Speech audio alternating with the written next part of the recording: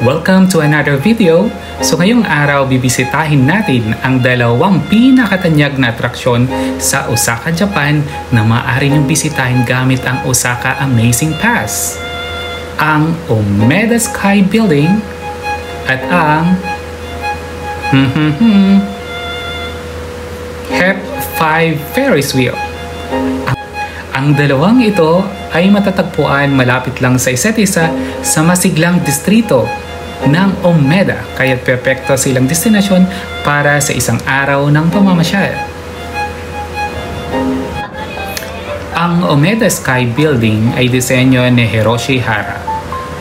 Ito ay binubuo ng dalawang 40 palapag na tore na konektado ng isang floating garden observatory sa tuktok na nagbibigay ng 360-degree na tanawin ng Osaka.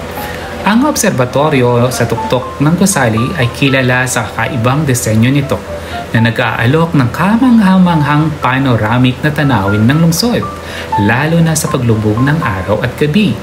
Upang marating ang obserbatoryo, ang mga bisita ay sasakay sa mahahabang escalator na nakapaloob sa mga glass tunnel na nakasuspinde sa pagitan ng dalawang tore na lumilikha ng pakiramdam ng paglutang sa ere. Ang gusali ay mayroong underground market, Takimi-Koji, na disenyo upang magmukhang isang retro na kalye ng Hapon mula sa maagang panahon ng Showa, na kompleto sa mga tradisyonal na tindahan at kainan. Ang Umeda Sky Building ay tinampok sa iba't ibang pelikula at palabas sa TV dahil sa futuristic at natatanging hitsura nito.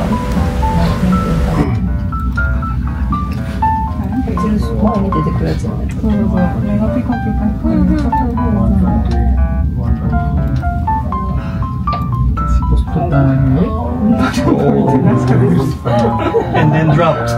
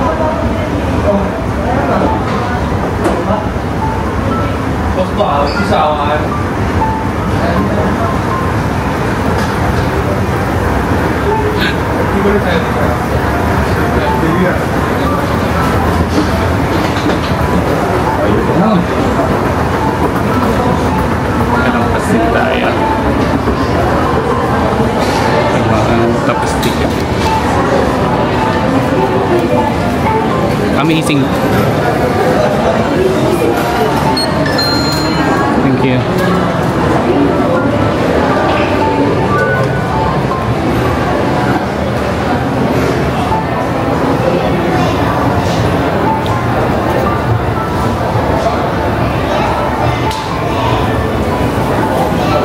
Meron pala dito message.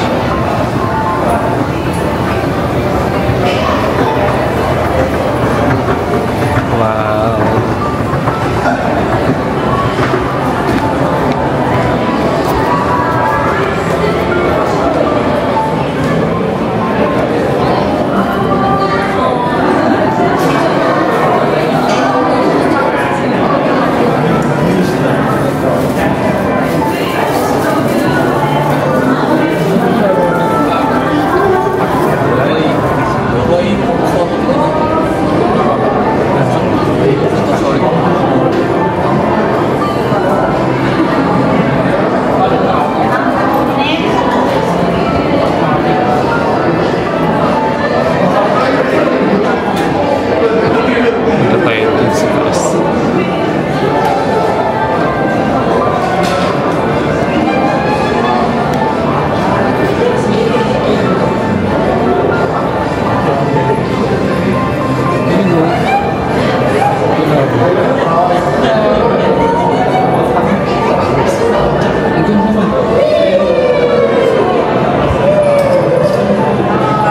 Gusto ko dun sa taas.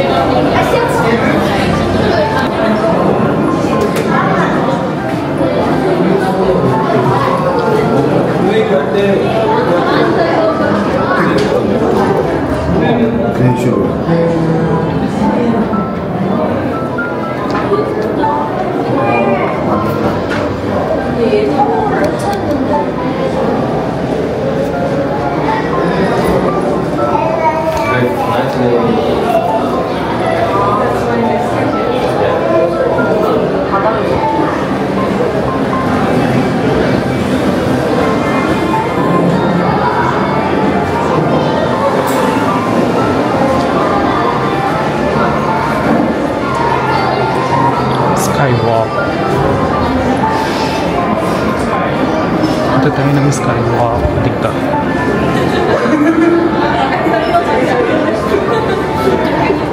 What's this? Party.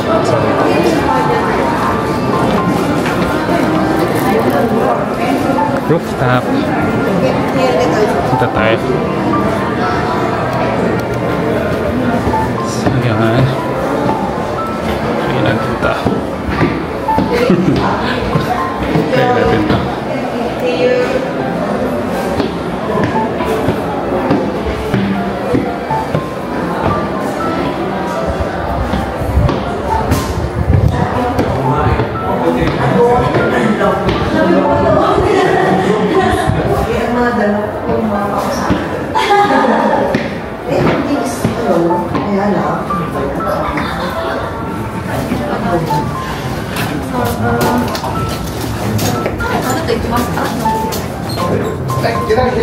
Ayan, nandito na tayo.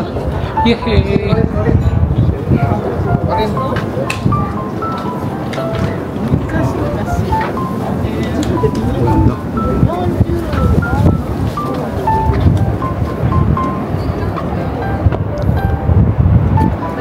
Ikot mo na ito siya.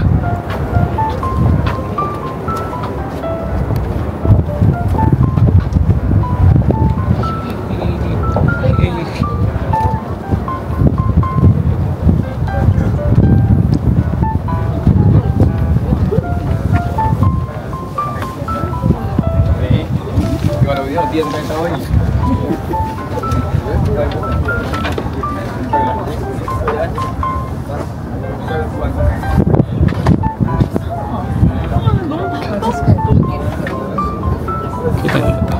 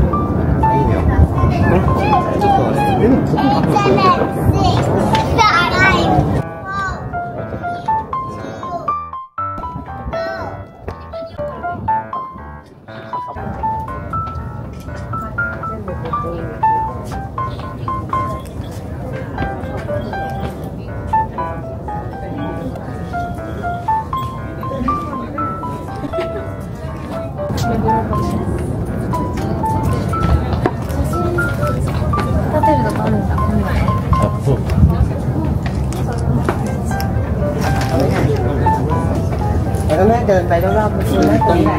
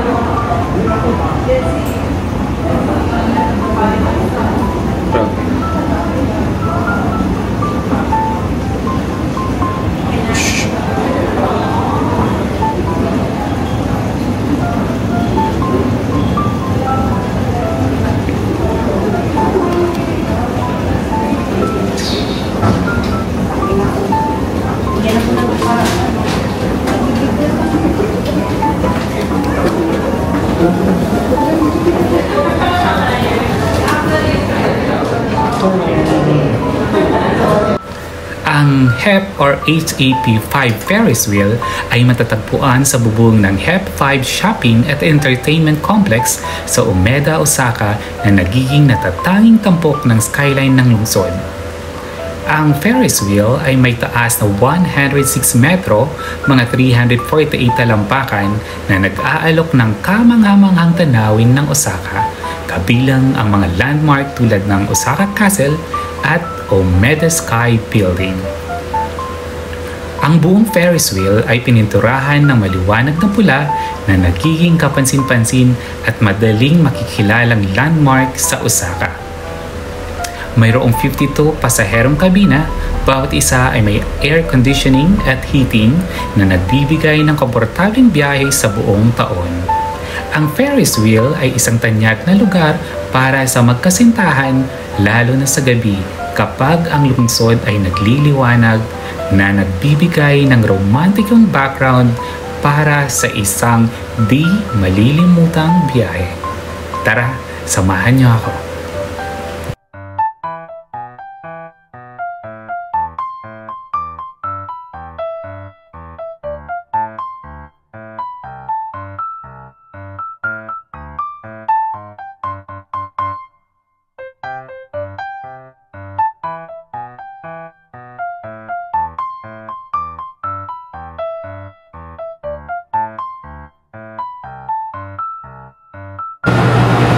So yun, nandito na tayo sa taas.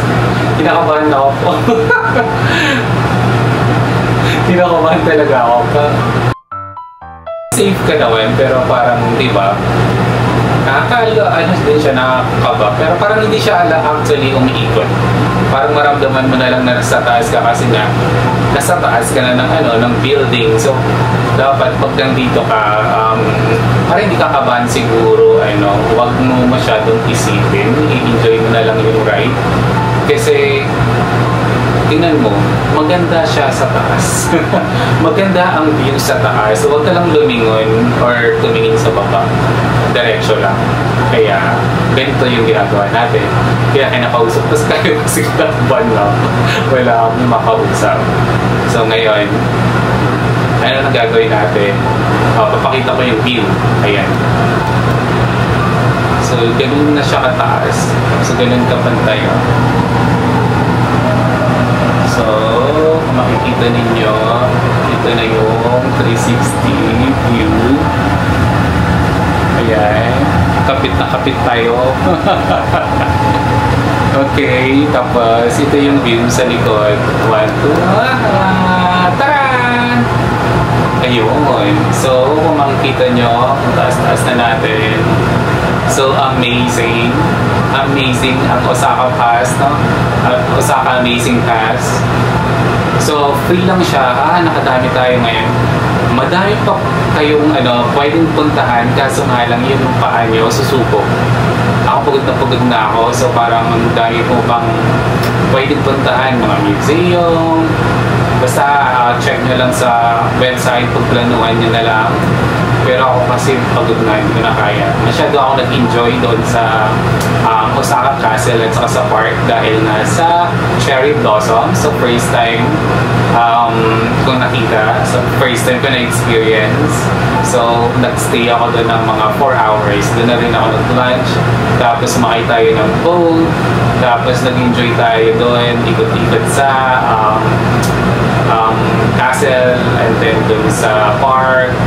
Ang saya ng-experience kahit mag-isa lang. So, babalik at babalik pa rin ako sa Osaka pag biniles tayo ni Lord.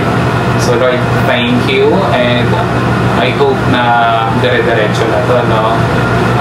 Kahit once a year lang, no? Makapunta tayo sa mga lugar na nagbibigay sa atin ng excitement sa buhay. So, ayun. So Lord, baka naman wag kayong magsawang mag-bless sa akin, no? Mag-bless sa akin. So salamat sa lahat ng gift, salamat sa lahat. Yun, nagpa-thank you na tayo kay Lord. So alam kong mauulit pa ito at saka marami pa tayong may experience dito sa Japan. So ngayon, kwento-kwento lang ako para makaliw ako, pero kinakabahan talaga ako. So lilipat tayo din sa kanila. Ayun, dito na, pababa na tayo. So, kailangan natin tumingin ng views sa kabila. Okay? Ayun, dito na lang muna. Ayun, malapit na tayo, pababa na tayo. Parang hindi nakakatakot yung pababa kaysa sa pakyat kanina. Parang chill-chill lang ngayon yung pababa. Ayun. So, dito sa kabila, may donkey. So, pwede ka mag-shopping after mo dito. Ako mag-dinner ako, maghahanap ako ng pwedeng makainan dito kasi gutom na ako. Nag-lunch lang tayo kanina dun sa may Osaka Castle, yung barbecue at saka hotdog. At then drinks, yun lang yung kinain natin kanina. Pero malaki kasi yung slice nun. Magkano din tayo? 1,200. So isang meal din talaga siya. So yun, kailangan natin kumain ng madami kasi sobrang dami natin pagod ngayong araw na to. So yun, feeling ko nasulat naman natin yung Osaka Amazing Pass for 1 day. Then tomorrow, check ko yung itinerary, baka mag-avail ulit ako ng Osaka Amazing Pass kung sulit. So titignan ko muna yung mga pupuntahan at saka mag-research tayo ng mga ayos. Kasi pwede naman tayo bumalik dun sa may Pigeon kung saan tayo nag-claim ng Osaka Amazing Pass for 1 day. Kanina, may nagtanong doon na 2 days sana. Yun din yung bibili ko. Kaso wala ng 2 days. 1 day na lang daw yung Osaka Amazing Pass. So I'm not sure kung totoo yun. Totoo yun kasi wala naman sa online at saka doon din sa venue. So bawal pala magbili ng doon. So just like that, nakabalik na tayo dito sa Nankai Namba Station kung saan nagsimula ang ating araw. Malapit lang din dito yung building kung saan ko nakuha ang ating Osaka Amazing Pass. So turo ko mamaya, pero ngayon let's appreciate yung surroundings dito sa Nankai Namba Station. So ganito ang eksena dito paggabi. Merong mga chairs, tables, tapos doon sa dulo meron ding chairs. Tapos, ito yung building kung saan ako kumuha ng Osaka Amazing Pass. Yan yung idyon sa 8th floor. So, dito sa kabila, may mga mall din at saka may sinihan. Nandiyan din yung Gio at saka yung.